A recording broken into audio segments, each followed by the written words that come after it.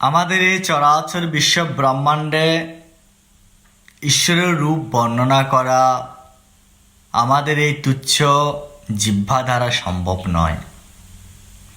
আমাদের এই তুচ্ছ জিহ্বা, আমাদের এই তুচ্ছ চোখ, আমাদের এই তুচ্ছ নাক, আমাদের এই তুচ্ছ কান ইত্যাদি ইন্দ্রিয়গুলো দ্বারা আমরা কখনোই ঈশ্বরকে জানতে পারবো না। ঈশ্বরকে জানতে হলে অবশ্যই আমাদেরকে একটু উচ্চতর স্তরে যেতে হবে।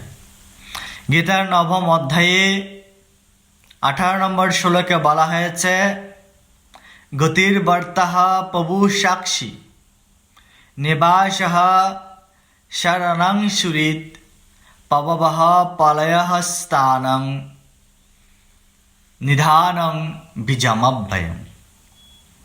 হে সনাতনী সন্তান, আমি সকলের প্রভু, আমি সাক্ষী নিবাস শরণ, আমি সকলের জন্য উৎপত্তি, নাশ এবং স্থিতি, আমি সকলের হেতু এবং আমি অব্যয়বীজ। হ্যাঁ সনাতনী সন্তান, ঈশ্বরকে জানুন, ঈশ্বরকে জানার প্রয়াস করুন। নমস্কার।